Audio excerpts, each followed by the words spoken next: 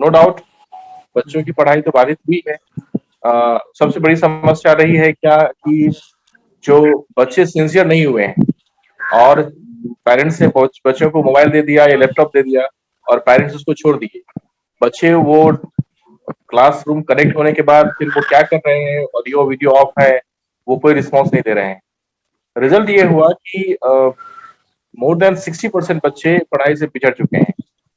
ये बड़े क्लास में तो कुछ बच्चे कर भी पा रहे हैं, लेकिन छोटे क्लास में हुआ ये है कि बच्चों की लिखने की हैबिट खत्म हो गई।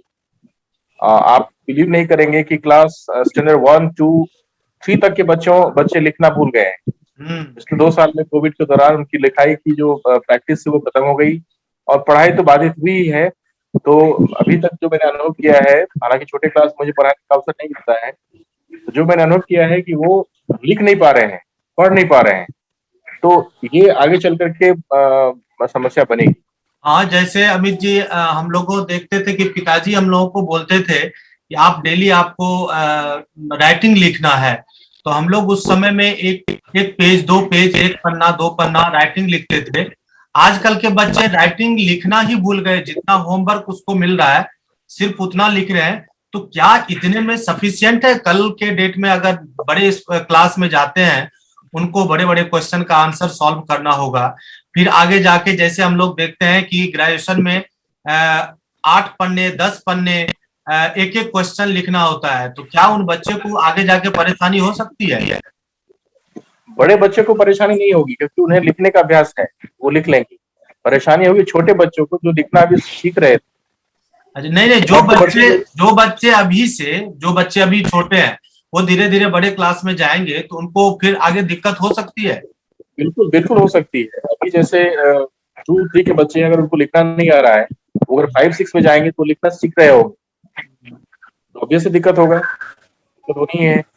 वो उतना फ्लुएंटली लिख नहीं पाएंगे जितना कि वो ऑफलाइन क्लासेस में बच्चों के बीच में रह करके वो पढ़ाई करते हैं। सबसे बड़ी बात यह है कि उनकी सिंसियरिटी नहीं रही है, बच्चे सीरियस नहीं रहे हैं, थोड़ा सा डर का माहौल रहा है और प्रैक्टिस बिल्कुल खत्म हो गई है। तो अभ्यास से ही सब कुछ होता है। अगर आपके पास प्रैक्टिस नहीं है, आप लिख नहीं रहे हैं, तो फिर आप उसको जो 2 साल का जो एक गैप है उसको आपको फील करना बहुत मुश्किल है। नहीं नहीं, बच्चे को, नए जो बच्चे हैं उनको आप क्या सजेशन देना चाहेंगे? मेरा ये रहेगा उनसे कि आप जितना हो सके आप सब्जेक्ट मैटर को अगर पढ़ते हैं, स्पेशली बड़े बच्चे के लिए, तो आप उसको जितना आपने पढ़ा है तो कंटेंट को पढ़ने के बाद उसकी जो समरी होती है, आप उसको कोशिश कीजिए आपने जो पढ़ा है उसको नोट डाउन करने की। जब आप लिखेंगे तो आपका वो जो लर्निंग होगा वो परमानेंट होगा, और सिर्फ पढ़ करके छोड़ देंगे तो वो बाउंस कर जाएगा, फिर वो आपके पास स्टोर नहीं रहेगा। छोटे बच्चों को, जैसा आपने कहा कि आपके पेरेंट्स कहते थे कि हम राइटिंग लिखनी चाहिए, तो वो छोटे बच्चे के लिए तो जरूरी है।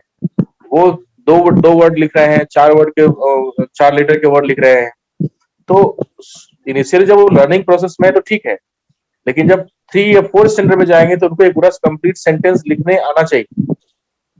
3, 4 के बच्चे अगर कंप्लीट सेंटेंस नहीं लिख पा रहे हैं तो ये तो मैटर ऑफ कंसर्न है। तो मैं उन्हें कहूंगा कि आप पढ़िए, पढ़िए तो बोल के पढ़िए, और जितना आप पढ़ते हैं, जो आपने सीखा है, कोशिश करना चाहिए उसको हमें लिखना चाहिए। ऑनलाइन क्लास से निश्चित रूप से बच्चों में जो सीखने की प्रवृत्ति है वह कम किया है, लेकिन जो नया नवाचार, जो एक डिवाइस ये आया, इसको जानना भी बच्चों के लिए जरूरी था। खास करके कोविड के कारण जो लर्निंग लॉस बच्चों में हुआ, उसके भरपाई के लिए प्रत्येक स्कूल और खास करके प्राइवेट स्कूलों में इस चीज को अपनाया गया। हम भी अपने सरकारी विद्यालय में इस चीज को प्राथमिकता दे रहे हैं, लेकिन उससे बच्चों में लेखनी क्षमता, जो लिखने की जो प्रवृत्ति है वह कम हुआ है। शक्ति, जो चिंतन करने की क्षमता है, क्योंकि वह जो देखता है स्क्रीन पर वो उस पर सोचता नहीं है, वो कम हुआ है। जो पढ़ने से जो क्लास में डायरेक्ट जो इफेक्ट होता था नहीं हो पा रहा है बच्चों में। फिर भी उसकी भरपाई के लिए हमने सरकारी विद्यालय में भी इसको बच्चों को जोड़ करके, और शाम में, हर एक शाम में शिक्षकों को विषय वस्तु का भेजने का आदेश दिया है और उससे बच्चे उसमें लगे रहेंगे और उसको याद करके आएंगे उससे। और लिखना की जहां तक बात है राइटिंग की, वह तो निश्चित रूप से खत्म हो गया, क्योंकि हम लोग जब एक पत्र के माध्यम से या पैसा कहीं बाहर रहते थे, पैसा मंगाना पड़ता था या हॉस्टल में रहते थे तो लिखते थे कि पूज्य पिताजी सादर प्रणाम। उस पूज्य में हर्षिकार होगा, दुर्गुकार होगा, क्या होगा, उसको सोचने में से और लिखने में बहुत मेहनत करना पड़ता था। लेकिन आजकल बच्चे मोबाइल से तुरंत पिताजी इतना पैसा भेज, तो लर्निंग लॉस को कम करने के लिए प्रत्यक्ष जो क्लास के अंदर जो वातावरण होता है वह बिल्कुल जरूरी है। और ऑनलाइन क्लास से बच्चों में तो एक विकास हुआ कि कम से कम नवाचार से जो नई टेक्नोलॉजी जो ये मोबाइल के माध्यम से या इंटरनेट के माध्यम से जो पढ़ाई का जो काम शुरू किया गया, तो इससे बच्चे रूबरू हुए होना भी चाहिए, क्योंकि नवाचार सीखना भी या शिक्षा का भी ये महत्व है कि जो नई तकनीकी आ रही है उसको बच्चों में डालना। लेकिन इससे उनकी लेखनी और चिंतन शक्ति ये निश्चित रूप से कमजोर पड़ी है। लेकिन उसको अगर थोड़ा सा प्रयास किया जाए तो निश्चित रूप से उसमें भी सफलता मिलेगी। और जिस तरह से हमने सरकारी विद्यालय में जब इस तरह की महामारी आती है तो उसमें विद्यालय तो बंद हो जाते हैं, लेकिन उसी में अगर बच्चों से यह करवाया जाए कि मैं आप प्रतिदिन 2 पृष्ठ लिखना लिखें और ये याद करके उसको सुनने की प्रक्रिया, थोड़ा बहुत माता पिता पर भी यह जिम्मेदारी जाती है कि उनके बच्चे किस तरह से पढ़ाई कर रहे हैं ऑनलाइन अगर है तो। अब हम दूसरे क्वेश्चन की ओर बढ़ते हैं। हमारे पास जो शिक्षक हैं, एक है जो थोड़ा शहर में है, एक बिल्कुल गांव में है। अमित जी, आप क्या फेस करते हैं वहां पे? आपको तो बहुत सारे सुविधाएं होंगे, जैसे इंटरनेट कनेक्शन होगा, बच्चे के पास इंटरनेट कनेक्शन होगा, एंड्रॉयड फोन होगा, और जब प्राइवेट स्कूल में आप हैं तो बनिस्पत जो सरकारी स्कूल है वहां पे सभी बच्चे को हर तरह की सुविधा। देखिए, मैं अगर शहर में हूँ और अगर ये पब्लिक स्कूल है, इसका मतलब ये नहीं है कि यहाँ सिर्फ अमीरों के बच्चे पढ़ते हैं। इसमें गरीब के बच्चे भी पढ़ते हैं जो किसी तरह से अच्छी पढ़ाई के लिए, अच्छी अच्छी सुविधा के लिए पब्लिक स्कूल में बच्चों का नाम लिखाते हैं। तो ये मैं स्कूल भले ही एक शहर जैसे जगह पे हो, लेकिन बच्चे दूर से आते हैं, जो एक रिमोट एरिया है, गांव है। तो जैसा कि अभी शिवेंदु जी ने कहा कि कनेक्टिविटी का प्रॉब्लम है बच्चों में, ये नेटवर्क का इशू तो होता ही है। दूसरी बात जो उन्होंने अभी कहा कि बच्चे थिंकिंग नहीं करते, चिंतन नहीं है, चिंतन नहीं है और लिखने का अभ्यास नहीं है, इस बात से मैं बिल्कुल सहमत हूँ। और जो रूरल एरिया के जो बच्चे हैं, जहाँ पर कनेक्टिविटी थोड़ी कम है इंटरनेट की, तो वहां पर ये सुविधा बच्चे नहीं ले पा रहे हैं, क्योंकि ये देखा गया है कि जनरली घर में एक मोबाइल होता है। तो कोविड में जब आर्थिक रूप से पेरेंट्स बिल्कुल टूटे हुए हैं, फिर दूसरा मोबाइल एफर्ट करना और फिर उसमें इंटरनेट के पैसे, तो वो थोड़ा गरीब बच्चों के लिए थोड़ा सा तो कष्ट है, दिक्कत है उसमें। मैंने देखा है कि बहुत लोग जैसे एक ही घर में एक मोबाइल है, 3 बच्चे हैं, तो एक ही टाइम उनका क्लास का है, कोई 6 में है, कोई 5 में है, कोई 4 में है। और क्या ये पॉसिबल नहीं है कि हर एक बच्चे के लिए स्पेशल मोबाइल हो? उसमें कुछ बच्चे सफर करते हैं जिनका क्लास वो नहीं कर पाते हैं। जैसे अगर एक ही समय में तीनों बच्चे का क्लास अगर हो रहा होता है तो कोई एक ही ज्वाइन कर पाएंगे, 2 ज्वाइन कर पाएंगे, एक नहीं कर पाएंगे। इसका नुकसान उन बच्चों को होता है। ये प्राय सब जगह देखा गया। अच्छा शुभेंदु जी, सर ये बताइए कि जैसे अमित जी ने कहा कि कम से कम ये तो है मोबाइल घर में एक है, 3 बच्चे हैं, दिक्कत होती है, बट तीनों का क्लास हो जाता है किसी ना किसी तरीके से। आप देहाती एरिया में है, बहुत सारा चैलेंजेज है वहां पे। पहले तो सबसे पहला लक्ष्य होता है कि हम पहले 2 वक्त की रोटी खाएं, उसके बाद हम मोबाइल खरीदें। लेकिन आज के डेट में कितना मुश्किल हुआ, कितना चैलेंजेज हुआ। आप देख रहे हैं कि आज दिल्ली में मिस्टर केजरीवाल हैं, उनके संरक्षण में कई सारे स्कूल अच्छे डेवलप किया है, बशर्ते उसमें कई सारे पॉलिटिक्स भी है। जो रोड के किनारे हैं वो थोड़ा सा चमकता दमकता स्कूल है, और जो रोड के किनारे नहीं है उसमें शिक्षा व्यवस्था जैसे पहले थी वैसे ही है। तो जैसे आप वहां पे हैं, आप एक नए दौर के टीचर हैं, हमारे साथ वैसे दोनों शिक्षक नए दौर के शिक्षक हैं। आप क्या क्या महसूस कर रहे हैं अपने स्कूलों में? देखिए, गांव में तो समस्याएं हैं, लेकिन जो उपलब्ध संसाधन है, अगर उसमें विद्यालय प्रधान और उस समाज के जो कमेटी, जो सरकारी एक निर्णय लिया गया है कि एक कमेटी होनी चाहिए, अगर प्रबंधन कमेटी ये बात समझे कि बच्चों की समस्याओं को हमको दूर करना है, तो आराम से हो सकता है। सरकारी विद्यालय भी अब कम नहीं रहा। किसी भी स्थिति में हमारा कार्यालय अगर आप देखेंगे तो पूरी तरह से वाईफाई से सुसज्जित मैंने किया है उसको। और आगे भी मैं बच्चों के लिए भी चाह रहा हूं, मैं बीएसएनएल वालों से बात किया हूं कि आप उसको बाहर भी लगा दो, ताकि बच्चे जिनके पास में मोबाइल अवेलेबल है वह उसका फायदा ले सके। क्योंकि उसमें मंथली कुछ पैसा देना पड़ता है, लेकिन वो तो सबके लिए अवेलेबल होगा, ऐसे वह बेकार चला जाता है। तो डाटा को यूज करने का और विद्यालय प्रबंधन की जो अपनी एक सोच समझ है, उससे निश्चित रूप से बच्चे लाभान्वित होंगे। बच्चे आते हैं, फिर भी मैंने उन्हें हमने गार्जियन से बात किया कि एक प्राइवेट के तरह ही उसको हमको ले चलना है, और विद्यालय सरकारी हो या प्राइवेट, वो सिर्फ प्रबंधन पर चलता है। अगर आपका प्रबंधन सही है तो बच्चे को हमको ये अभी के समय में जो ये मोबाइल आया है और इस पर जो तकनीकी ज्ञान और जो विभिन्न प्रकार के मीडिया और इंटरनेट का जो चीज उसमें बहुत सारे चीज गलत भी उसमें है, बच्चे उसको एडेप्ट कर लेते हैं, और बहुत सारे चीज अच्छे हैं जिसको वो एडेप्ट नहीं कर पाते हैं। तो ये माता पिता की भी जिम्मेदारी है कि बच्चे हमारे मोबाइल पर क्या देख रहे हैं, क्या सुन रहे हैं, उसके साथ मतलब साथी बन करके उससे दोस्ताना हरकत करके, कि अगर बच्चे ज्यादा उसका लत है, उसके मतलब मोबाइल से ज्यादा उसको संपर्क है, तो उसमें एक सही सोच समझ के साथ उसको वो करने के लिए सिखावे। कि मान लीजिए हमको व्हाइट हाउस, बच्चे बहुत मोबाइल देख रहे हैं, बच्चे से हम कहेंगे कि तुम व्हाइट हाउस खोल करके देखो, उसका क्या स्ट्रक्चर है, क्या उसमें हो रहा है, तो बच्चे उसमें इंगेज भी होंगे और उसके विषय में जानकारी भी हासिल करेंगे। मैं अपने बच्चों को व्हाट्सएप से अभी फिलहाल जोड़ रहा हूं सभी बच्चों को, कि ताकि उसको कंटेंट, जो विषय वस्तु संबंधी कंटेंट है, वह बच्चों को जाए, और विषय वस्तु से संबंधित शिक्षक उसको भेजे। ताकि हमेशा आप लोग मोबाइल पर कभी न कभी रहते हैं, तो शिक्षक का एक दायित्व बनता है कि बच्चे को समाज के अनुकूल बनाना है।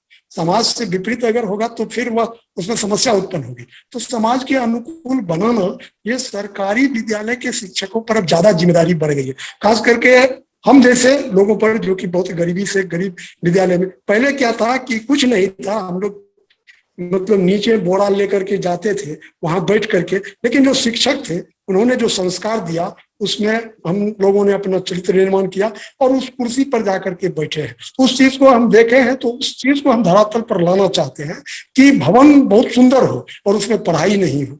तो अभी जो है, खास करके प्राइवेट स्कूलों में उतना पैसा, एक तो गरीब के पास उतना पैसा नहीं है कि वह शिक्षा एडप्ट कर सके।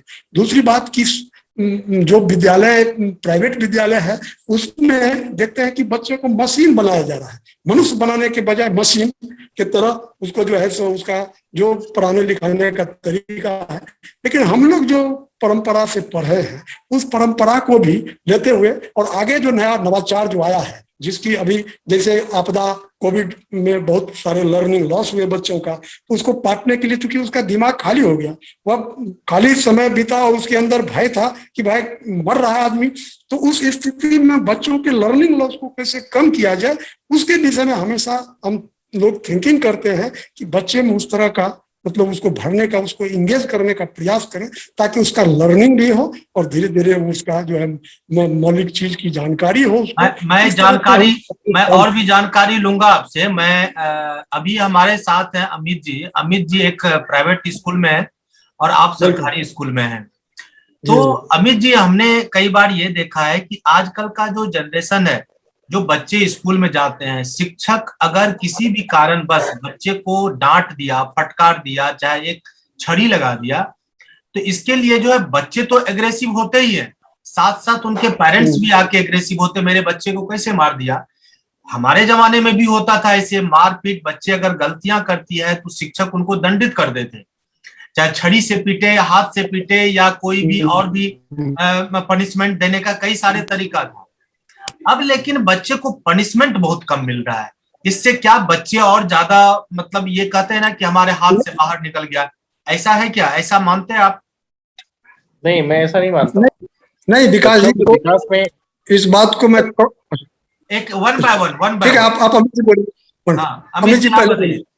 हाँ बच्चों के विकास में जितना जरूरी रिवार्ड है उतना ही जरूरी पनिशमेंट है। रिवार्ड और पनिशमेंट दोनों साथ चलते हैं। रिवार्ड से अगर बच्चे मोटिवेट होते हैं तो पनिशमेंट उनको सही रास्ते पे लाता है। जैसे जैसे समय बदला है, पनिशमेंट का तरीका बदल गया है।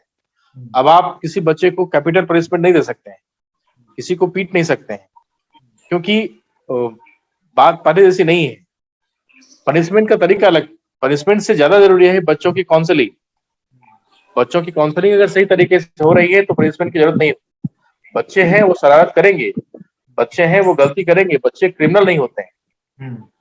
हमारा काम है बच्चों को सही रास्ते पे लाना, और उस सही रास्ते पे लाने के लिए कहीं से भी उसको फिजिकल टॉर्चर करना उचित नहीं है। मैं इसको नहीं मानता हूँ। नहीं, जो पहले अगर हम पहले लोगों अगर को, ऐसा हो, पहले हम लोग गलतियां करते थे स्कूल में, शिक्षक पिटाई करते थे, इससे क्या हमको कोई नुकसान तो होता नहीं था? बिल्कुल नुकसान होता था, बिल्कुल जैसे नुकसान होता था। हम हर्ट, जैसे आप बताइए। नुकसान, अगर हम हर्ट होते हैं, हमारे शरीर को कष्ट पहुंचता है, तो हम अगले 2-4 दिन विद्यालय नहीं जा पाए, तो नुकसान किसका हुआ? अगर टीचर की पिटाई से हमारे शरीर को कोई क्षति पहुंची है, तो इसका अच्छा ये तो कहीं जायज नहीं है वो। अच्छा अच्छा, बस और इससे थोड़ा। क्या होता है, बच्चों में ड्रॉप आउट की संभावना बढ़ती है। अच्छा बच्चों के मन में अगर डर हो जाएगा स्कूल नहीं बल्कि वो एक टॉर्चर का घर है, तो बच्चे स्कूल नहीं जाएंगे। अच्छा, स्कूल का इस माहौल अब ऐसा थोड़ा होना देर चाहिए। थोड़ा 2 मिनट के लिए रोकेंगे हम। शुभेंदु सर, आप बताइए इसमें जी आपका जी क्या कहना जी है, फिर जी, हम आगे बिल्कुल बढ़ेंगे इसी क्वेश्चन को बिल्कुल। लेकर। देखिए बिल्कुल अमित जी का एक बात जो है वो बिल्कुल सही है कि अब भी चाइल्ड साइकोलॉजी में जो नया रिसर्च आया है उसमें चाइल्ड साइकोलॉजी में यह कहा गया है कि उसको दंडात्मक कार्रवाई से दूर रखा जाए, क्योंकि उसमें भय, छोटे बच्चे और भय से दूर हो जाते हैं और वह जो है सो पढ़ना लिखना छोड़ करके फिर जो है वो दूसरे मतलब इसमें लग जाते हैं। तो इसलिए उसको दंडात्मक को जो है सो बंद कर दिया गया है, लेकिन प्रभात्मक प्रभाव अगर आप उस पर रखते हैं, उसका ठीक से काउंसलिंग करेंगे, उस पर नजर रखेंगे। जैसे मैं अपने विद्यालय में क्या किया हूँ कि बच्चे जैसे साइकिल से आते हैं, साइकिल से आते हैं तो बच्चे को कह दिया कि आप गेट से बाहर जो है तुम उसको नीचे उतर जाओ और नीचे साइकिल चलाते हुए हाथ से पकड़ते हुए आओ। और बच्चे को तो 1 दिन 2 दिन उसमें दिक्कत होती है, लेकिन वो बच्चे जब सीख जाते हैं तो वो खुद करना शुरू कर देते हैं। तो इसलिए बच्चे को ये इस चीज से निश्चित रूप से नुकसान होता है कि अगर भय उसके अंदर पैदा हो गया तो वो निश्चित रूप से वह पढ़ाई से महरूम हो जाएगा, दूर हो जाएगा, और उसको उस विषय वस्तु में जो शिक्षक पढ़ाते हैं उसको मन भी नहीं लगेगा। तो इसीलिए उस चीज को जो है सो निश्चित रूप से उसको खत्म होना चाहिए। और गार्जियन का इसमें जो है सो अभिभावक का भी जिम्मेदारी बढ़ गया है कि बच्चे जब विद्यालय से जाते हैं तो उनका निश्चित रूप से जो उन्हें टास्क मिला या जो कॉपियां मिली और गतिविधि, कोई अब अभिभावक को समय नहीं है वो बच्चे के संपर्क में है। सबसे बड़ी कमी यहाँ हुई है, जैसे हम लोग आते थे तो हम लोगों को इस तरह से कहा जाता था जो क्या आज पढ़ाई हुई, देखे कॉपी देखे, लेकिन वह सब प्रवृत्ति अब चूंकि आदमी इतना व्यस्त हो रहा है तो वो खत्म होते जा रहा है, जिसके कारण बच्चे में इस तरह की सीखने की प्रवृत्ति में भी कमी आई और वो उतना जिम्मेदारी पूर्वक किसी विषय वस्तु को नहीं लेता है और वो नहीं सीख पाता है। हाँ तो इसीलिए उसको हाँ, मैं अमित जी से जानकारी लेना चाहूंगा कि जैसे अभी शुभेंदु सर ने कहा कि बच्चे जब हम पहले स्कूल से जाते थे घर तो पिताजी पेरेंट्स जो है बताते थे कि आप कॉपी लाओ, बुक लाओ, क्या आपने आज पढ़ा। तो अब इसकी जो है एक फ्लुएंसी कम हुआ है या क्या करना चाहिए एक पेरेंट्स को? आप अपना एक सजेशन दीजिए अमित जी। मेरा मानना है कि बच्चे का बनना और बिगड़ना ये बहुत हद तक बच्चों के माता पिता पर निर्भर करता है। अधिकांश देखा गया है कि चूंकि फादर जो होते हैं वो वर्किंग पीपल होते हैं जनरली, हालांकि आजकल मदर भी होती है, तो माँ को कम से कम ये ध्यान होना चाहिए कि बच्चे हमारे क्या कर रहे हैं। आप ये कोई जरूरी नहीं है कि माँ अगर पढ़ी लिखी होगी तभी बच्चे समझ पाएंगे, बच्चे को गाइड कर पाएंगे। मेरी माँ बहुत पढ़ी लिखी नहीं है बल्कि नहीं पढ़ी लिखी है, और मुझे आप यकीन नहीं करेंगे जब मैंने 10th पास किया तब मुझे पता चला मेरी माँ पढ़ी लिखी नहीं है। और मैंने ये गौर किया कि हम क्या पढ़ रहे हैं, क्या लिख रहे हैं, हमें क्या होमवर्क मिला है, हमको कल क्या लिख के जाना है, ये सारी बात का ध्यान वो रखती थी। तो मदर लिटरेट हो या इलिटरेट हो कोई फर्क नहीं पड़ता है, अगर मदर कंसर्स है, खास करके प्राइमरी स्टेज में, जब बच्चे शुरू में हम उसको कहेंगे कि अगर 1 to 6, 1 to 7 तक के स्टैंडर्ड को अगर बच्चों को ये अभ्यास हो गया है या उसकी आदत लग गई है कि हमको सही समय पर सही चीजें करनी है, तो कोई दिक्कत नहीं है और जनरली करते भी हैं। आप अगर सक्सेस स्टूडेंट को देखेंगे, जो बच्चे सफल हुए हैं, उनको जब उनकी केस स्टडी आप जब करेंगे तो देखेंगे क्या उनके घर में सिर्फ बच्चे, उसके सफलता के लिए सिर्फ बच्चे रिस्पॉन्सिबल नहीं है। एक अच्छा माहौल, एक अच्छी परवरिश और एक मदर का एक बहुत अच्छा केयर, ये सब जब एक साथ होता है तब बच्चे सफल होते हैं। और आप ये बताइए कि जो आप इंग्लिश के टीचर हैं, हमारे जो नए बच्चे हैं या जो भी स्टूडेंट है 1 to 10, उन बच्चे को आप इंग्लिश में क्या एक सजेशन देना चाहेंगे? बच्चे को किस तरह से अपनी इंग्लिश को ग्रो करना चाहिए, चाहे गांव के बच्चे हो या शहर के बच्चे हो? उनमें मुख्य मुख्य क्या बातें होनी चाहिए, कैसे डेवलपमेंट करे वो अपना? इंग्लिश सीखने के लिए सबसे जरूरी है कि मन से डर निकालना कि इंग्लिश बहुत भारी है। इंग्लिश बहुत सिंपल लैंग्वेज है और बहुत इंटरेस्टिंग है। बच्चे अगर नहीं सीख पाते हैं तो उसके पीछे कारण ये है कि उनका भय कि बहुत डिफिकल्ट है, एक बात।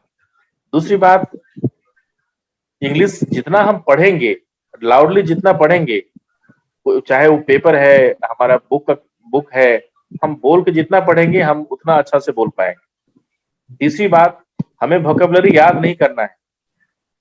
हमको पहले हम लोग को सिखाया जाता है कि वर्ड मीनिंग याद करो। मैं मानता हूँ कि उसको याद करने की जरूरत नहीं है। कैट मतलब बिल्ली है, मुझे बच्चों को नहीं सिखाना है। कैट मतलब कैट होता है, जो वो ये है कैट। हम कैट मतलब बिल्ली, उसको नहीं सिखाना है। आउल मतलब उल्लू होता है, नहीं सिखाना, आउल ये आउल ही है। तो हमको उसका वो उसके लिए आसान हो जाएगा। जो चीज जैसा है हमको उसको वैसे ही सीखना चाहिए। दूसरी बात, अगर हम बोल रहे हैं गलत या सही, जो ही बोल रहे हैं, तो उस पर ध्यान नहीं देना। हम गलत बोलते बोलते हम सही बोलने लगेंगे इंग्लिश में, तो इससे हम सीख पाएंगे। और तीसरी बात, अगली बात यह है कि जब हम सेंटेंस फ्रेमिंग करना आ जाएगा, होता क्या है, हम लोग जनरली जो भाषा बोलते हैं उसमें मैक्सिमम वर्ड्स जो होता है वो इंग्लिश का होता है। जब भी आपने अभी सुना होगा, मैं बोल रहा हूँ, तो मैक्सिमम वर्ड क्या है, वो इंग्लिश के कुछ वर्ड्स होते हैं। सिर्फ करना क्या है, उसको एक सेंटेंस में फ्रेम कर देना है। बच्चे के लिए आसान है। सेंटेंस में फ्रेम करना, सेंटेंस फॉर्मेशन आ जाएगा, बच्चे उसको बोलने लगेंगे। शुरू में क्या होता है कि उन्हें ये भय होता है कि मेरे से गलती हो जाएगी, लोग मुझ पर हंसेंगे। ये भय जिस दिन से दूर हो जाएगा, बच्चे ऑब्वियस से अच्छा करने लगेंगे। नहीं, आप जैसे हमारे साथ जो बिल्कुल इंटीरियर एरिया से जुड़े हुए हैं, वो प्रिंसिपल हैं, और आपका सजेशन क्या है? जैसे हम लोग पहले बचपन में पढ़ते थे, 6 क्लास के बाद से इंग्लिश की पढ़ाई शुरू होती थी। अब आज है बच्चे नर्सरी से ही इंग्लिश पढ़ने लगते हैं प्राइवेट स्कूलों में। शहर में तो अभी भी वही हाल है, गांव में। तो गांव के बच्चे के लिए हम अपने इंग्लिश को कैसे डेवलपमेंट करें, और कैसे पेरेंट्स और टीचर, क्योंकि हम लोगों ने ये देखा है कि जब हम लोग बाहर निकलते हैं 10th 12th करके, तो हम लोगों को बहुत सारे परेशानी का सामना करना पड़ता है। हम लोग अंदर से बहुत सारे सब्जेक्ट हम लोगों के स्ट्रांग होते हैं, लेकिन इंग्लिश बहुत पुअर होता है, जिससे बहुत सारे सफर हम लोग करते हैं बाहर बड़े शहर में आके। तो आप एक टीचर होने के नाते, एक पेरेंट्स होने के नाते, आप क्या सजेस्ट करेंगे जो हमारे गांव के बच्चे हैं उनको? सबसे बड़ी पहली बात है कि मन से ये भय, जैसे मैंने पहले कहा कि डर निकालना कि इंग्लिश बहुत डिफिकल्ट होता है या मैं नहीं सीख पाता हूँ। दूसरी बात है कि मुझे इंग्लिश में रुचि लाने के लिए बच्चों को कुछ ऐसे कंटेंट इंग्लिश में, चाहे ऑडियो हो या विजुअल हो, बच्चों को दिखाना चाहिए जिससे वो बच्चे देखें, उसको सीख पाए। जैसे कुछ दिन पहले मैंने एक सीबीएसई का वर्कशॉप कर रहा था, तो उसमें कहा कि बच्चे अगर कार्टून देखते हैं उसे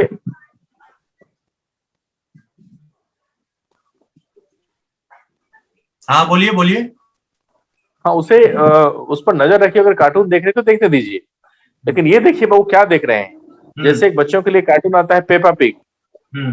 पेपा पिग इंग्लिश में ही होता है और बच्चे उससे बहुत ज्यादा चीज सीखते हैं। छोटे बच्चे उसको देख देख करके सीख जाते हैं। आप अगर बच्चों को इंग्लिश सिखाना चाहते हैं तो उसको टेलीविजन में, आपके मोबाइल में या आपके कुछ ऐसे कंटेंट दीजिए जो सिंपल हो, इजी हो, जो बच्चे समझ सके। बहुत जो उसके इंटरेस्ट का हो।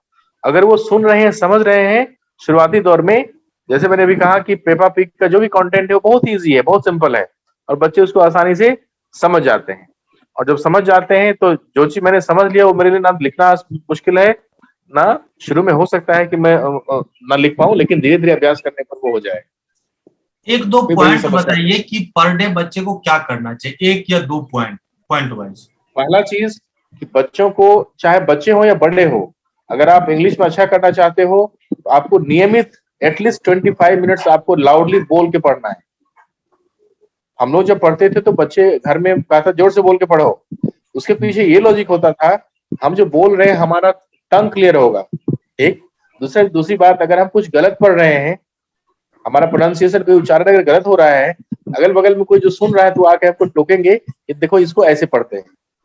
ये दोनों लॉजिक होता था।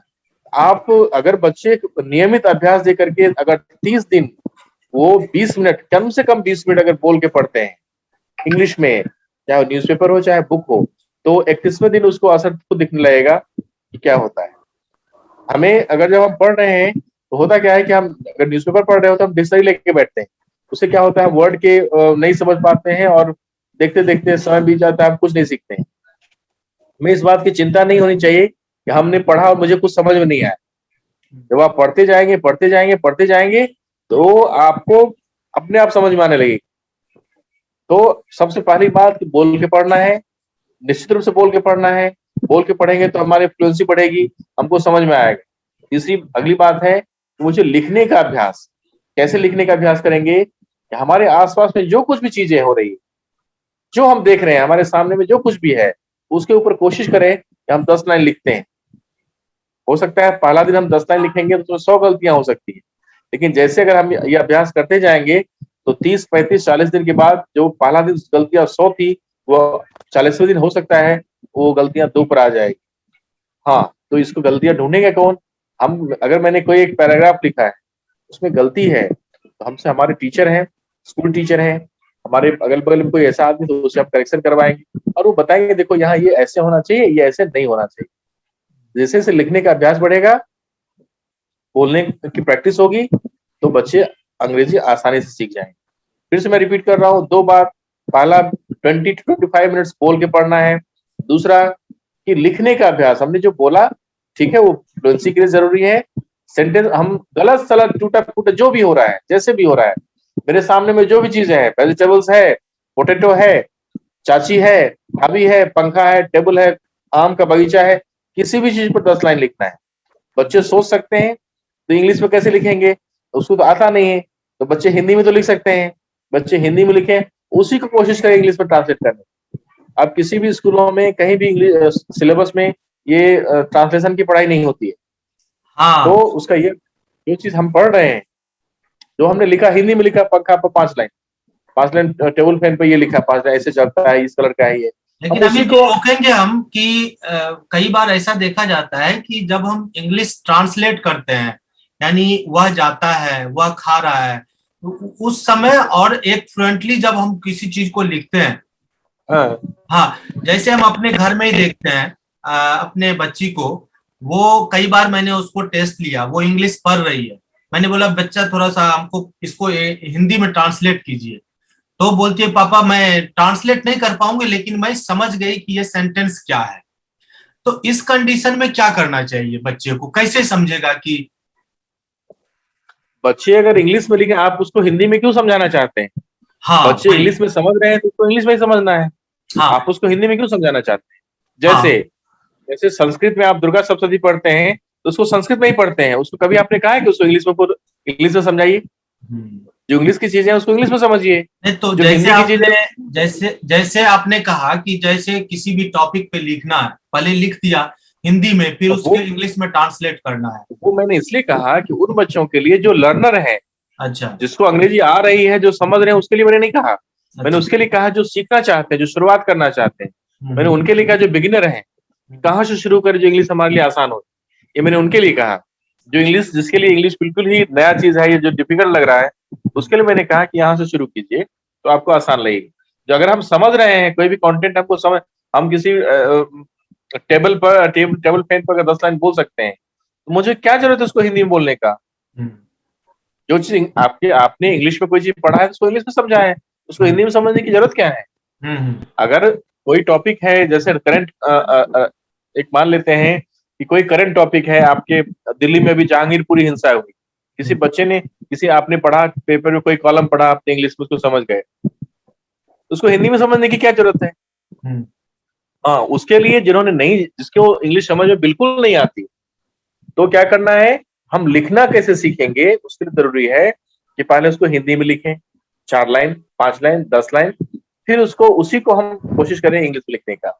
इससे ये मैंने इसलिए कहा कि अब ट्रांसलेशन न तो टीचर पढ़ाते हैं न कहीं सिलेबस में है। पहले गांव में होता था कि एक पेज ट्रांसलेशन बना के लाना है, अब वो खत्म हो गई है। जब वो लिखना सीख गए हैं, उसके पास क्रिएटिविटी आ गई है, उसके पास थिंकिंग है, बस उसको क्या करना है, ट्रांसलेट कर देना है। तो ट्रांसलेट करने के लिए ट्रांसलेशन हमको नहीं सीखना है, थोड़ा सा ग्रामर सीखना है, और लिखते लिखते लिखते लिखते लिखते लिखते सही हो जाएगा। अच्छा, जैसे आपने कोई चीज, मैं शुभेंदु सर के पास आऊंगा। शुभेंदु सर आपके पास आऊंगा। अमित जी से थोड़ा सा 1-2 क्वेश्चन और पूछना था। जैसे हम कुछ पर्सनली भी हम पूछ रहे हैं। जैसे अमित जी, मैं जानता हूँ आपको बहुत करीब से, आप बहुत अच्छे राइटर भी हैं। आप किसी टॉपिक पे जैसे हिंदी में लिख लेते हैं, उस तरह इंग्लिश में भी लिखते हैं। एक अच्छे राइटर बनने के लिए, हम बड़े बच्चे के लिए हम बोल रहे हैं, एक अच्छे राइटर बनने के लिए उस बच्चे को क्या करना चाहिए? देखिए, ये इसका कोई शॉर्टकट फॉर्मूला नहीं है। अच्छा, इसका कोई शॉर्टकट, क्रिएटिविटी आपकी जितनी अच्छी होगी, आप उतने अच्छे राइटर होंगे। क्रिएटिविटी स्कूलों में, खासकर स्कूलों में क्रिएटिविटी सिखाने का अलग अलग जरिया है, लेकिन आप राइटर कैसे बनेंगे ये आपके इंस्टिंक्ट पर डिपेंड करता है। आप कोई चीज पर कितना जल्दी सोच लेते हो। आप, कोई जरूरी नहीं कि जो बहुत बड़ा विद्वान है वो बहुत बड़ा राइटर होगा, ये जो बहुत अच्छा राइटर है वो बहुत बड़ा विद्वान होगा। राइटिंग स्किल या क्रिएटिविटी एक गॉड गिफ्टेड होता है। आप जितना प्रैक्टिस करेंगे, जैसा मैंने सुना है कि एक बहुत बड़े कवि हुए प्रदीप, वो जब ए मेरे वतन के लोगों लिख रहे थे, तो उनको लिखने के लिए कहा गया, तो 3-4 दिन तक वो लिख नहीं पाए, उनको समझ नहीं आता कि लिखे क्या। जब वो लिखे तो आप यकीन नहीं करेंगे, सिगरेट का जो वो सिल्वर पेपर होता है, उस पर वो गीत लिखी गई थी। अच्छा, तो ये एक गॉड गिफ्टेड इंस्टिंक्ट होता है, और प्रैक्टिस जितना लोग अभ्यास करेगा, जैसे मुझे अभी लिखना है, तो हो सकता है मेरा मन नहीं है या मैं वो सोच नहीं पा रहा हूँ, और कहता है कि राइटिंग या कोई भी चीज पोएटिक चीज है तो वो एक फ्लो होता है। कहता है पोएट्री जो फ्लो ऑफ इमोशन, तो वो इमोशन, फ्लो ऑफ इमोशन वो तभी होगा जब आपका मूड रहेगा या जब आप किसी सब्जेक्ट पर कॉन्सेंट्रेट हैं, तब आप लिख पाएंगे। और हम लोग प्रोफेशनल राइटर तो है नहीं जो किसी चीज पर कहा गया उसको लिख देंगे। पोएट जो होते हैं, मैं आपसे और भी इसी पे पूछूंगा। कुछ चीज आपने लिखा है, कुछ कविता हिंदी में, इंग्लिश में, वो हमारे दर्शक को सुनाइएगा। अब तब तक आप याद कर लीजिए जो आपने लिखा है, मैं आपके पास आऊंगा।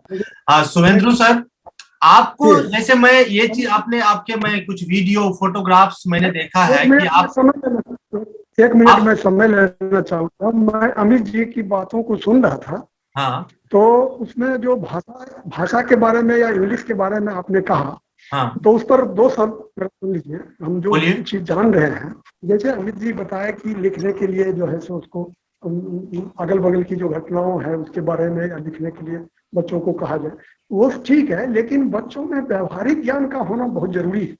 जैसे अगर मैं किसी बच्चे को रिवर पढ़ाता हूँ, बट वो रिवर देखा नहीं है, तो उसके मन में थोड़ा सा अनिश्चितता रहती है कि रिवर, जैसे मैं यह फील किया था कि जो सुभाष भैया के जो बच्चे हैं वो आए थे, तो वो पहली बार जब नदी में गया तो बड़ा एक अजीब आनंद की अनुभूति हो रही थी कि अरे यही रिवर है।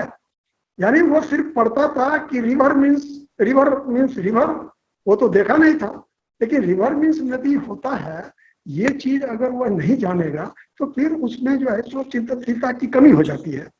और जहां तक राइटिंग की बात है, तो मैं अपने सरकारी विद्यालय में अभी जो 9th के बच्चे आए, एडमिशन लिए, नामांकन किए, तो वो जो है उसको मस्ट कर दिया कि आप एक पृष्ठ में इंग्लिश और एक में हिंदी, आप गोल गोल अक्षर बना करके लाइए, क्योंकि ये बिना परिश्रम का एक दिन का चीज है नहीं। 15 दिन यदि आप उस तरह से लिखेंगे और जो किताब में जिस तरह से है उसको लाइन टच करके और गोल गोल करके लिखिएगा, तो निश्चित रूप से मैं मस्ट कर दिया हूं और एक शिक्षक को भी बता दिया कि आप जब भी जाइए तो 5 मिनट 10 मिनट समय दे करके, ताकि उसके मन में ये भय भी हो कि शिक्षक देख भी रहे हैं और उसका राइटिंग भी बढ़िया होगा। तो राइटिंग लिखते समय बच्चे की एकाग्रता बढ़ती है, उसमें चिंतनशीलता आती है और बच्चे आगे भी अच्छा राइटर उसी से बनेंगे, क्योंकि उसमें हर्षिकार दीर्घिकार हर्षुकार ध्रुव ये एक्यूरेसी भी उसका जो है तो शब्द पर आता है। लेकिन नई शिक्षा नीति जो लागू हो रही है उसमें भाषा को प्राथमिकता नहीं दी गई है कि आप हिंदी में पढ़ते हैं कि इंग्लिश में, कोई जरूरी नहीं है। जो भाषा आप जानते हैं उसको आप अपना व्यवहार में लाइए और उसमें एक अच्छा आप पकड़ बनाइए, तो बस हो गया, वही भाषा आपके लिए आगे का। और शिक्षक पर सबसे बड़ी जिम्मेदारी ये इसी चीजों की है, उस बच्चे का स्तर हुआ जा रहा है और किस चीज में इंटरेस्ट है। अगर किसी बच्चे का राइटिंग बहुत, उसको राइटर ही बन दिया जाए, क्या जरूरी है?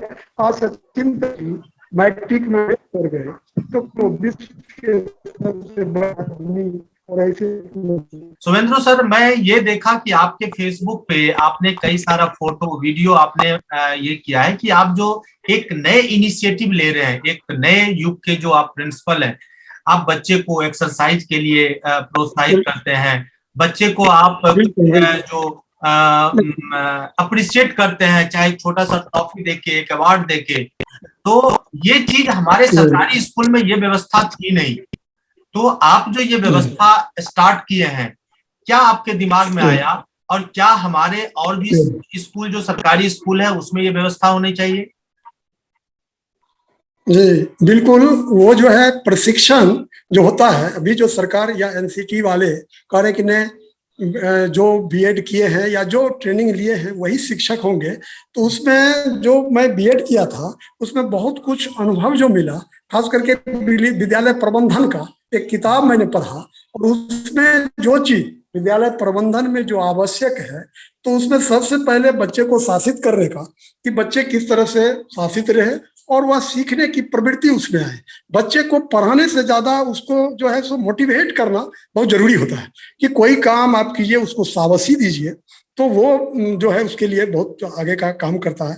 आप ये जो है बल्ब के आविष्कारक के बारे में जानते होंगे उनकी कहानी को, कि उनकी माताजी ने एक शब्द कह करके उनके जीवन को परिवर्तित करके जिन्हें स्कूल से निकाल दिया गया था वो एक वैज्ञानिक बन गया। तो आजकल के बच्चे इतने एक्टिव होते हैं, यदि आप उसको सही दिशा में सिर्फ ले जाइए, उसके अंदर इतना एनर्जी भरा हुआ है कि पहले हम उसको योग की एक कक्षा करवाते हैं। और मैं खुद उसको, क्योंकि मैं भी पतंजलि से किया, ये लॉकडाउन में बहुत बड़ी सफलता हमें मिली और उसके बाद मुझे प्रभार मिला, तो मैंने देखा कि जब हमारे अंदर ये चीज व्यवहार में देखे कि हमारा स्वास्थ्य सुधर गया, हमें एनर्जी मिल रही है, तो हम उस चीज को बच्चों को उसमें मतलब क्या कहते हैं, बच्चों को दे करके और बच्चे को भी शांत करें। तो उससे क्या होता है कि 1 घंटी योगा का होता है। हम चाहेंगे कि प्रत्येक स्कूल में आप भी इस चीज को कि प्रचार प्रसार करवाइए कि प्रत्येक विद्यालय में 1 घंटी योग का होना चाहिए, बहुत जरूरी है।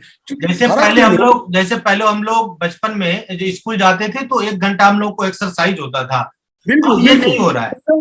उससे बच्चे शांत हो जाते हैं और उसमें सीखने की भी स्थिरता आ जाती है, एकाग्रता आती है, बढ़ गया है। अब में डुप्लीकेसी है और खाने के बाद एक विपरीत प्रभाव, उसको भी वह ठीक कर देता है और पूरा दुरुस्त दिखिए। कि मैं जब विद्यालय में कुर्सी पर बैठता हूं तो हमेशा रनिंग पीरियड में काम करते रहता हूं और हमेशा चिंतनशील, थोड़ा सा भी इसलिए दिक्कत नहीं होती है कि हम अपने से योग करवाते हैं, तो मेरा भी उसमें स्वास्थ्य ठीक और बच्चे का भी स्वास्थ्य ठीक। तो उसके बाद क्लास भी हर एक शिक्षक का सबसे रूटीन हर एक कमरे में उसको टंगवा दिया हूँ कि आप देखिए और सीधा समय हुआ और बच्चे के क्लास में आप किसी भी शिक्षक को यह मौका नहीं है कि आप इधर उधर करेंगे कि पहले थे कि शिक्षक लोग मोबाइल पर। सुवेंद्र सर, मैं आपको रोकना चाहूंगा। अमित जी, अब हमारे पास सिर्फ 1-1.5 मिनट समय बचा है, तो आपका मैं सुनना चाहूंगा कि आप कुछ सुनाने वाले थे तो सुना दीजिए हमारे दर्शक को, और फिर हम अनवरत आप लोगों से मिलते रहेंगे। बिल्कुल। जो कवि होता है वो प्रेम की कविता से शुरू करता है। अच्छा, ठीक है, लेकिन मैं अभी प्रेम की कविता आपको नहीं सुना रहा हूँ। एक कविता सुना रहा हूँ जो बिल्कुल हमारे समाज में और हमारे देश में एक सब्जेक्ट है, सब्जेक्ट ऑफ कंसर्न है। जैसे किसान की आत्महत्या है, थोड़ा जल्दी आज से बोलिएगा, लगभग 15 समय साल समय सिर्फ हमारे पास अब 1 मिनट 20 सेकंड है, तो थोड़ा जल्दी करिएगा। ठीक है, आप सुनिए उसको। किसानों की आत्महत्या की खबर खो गई सरकारी विज्ञापनों में। किसानों की आत्महत्या की खबर खो गई सरकारी विज्ञापनों में। मजबूत और आत्मनिर्भर देश में भूख से मरने वाले बच्चों की खबर नहीं छपती। मजबूत और आत्मनिर्भर देश में भूख से मरने वालों की खबर नहीं छपती।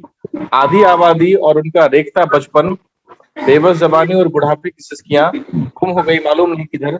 हर तरफ तरक्की दिखती है सरकारी विज्ञापनों में। स्तन कटे लाशों पर सौंदर्यबोध कैसा? स्तन कटे लाशों पर सौंदर्यबोध कैसा और कैसी उत्तेजना? वीर्यहीन समाज फिर भी अपनी पीठ खुद ठोकता। हर तरफ दिखती है उन्हें भी तरक्की सरकारी विज्ञापनों में। वाह, बस। बहुत बढ़िया।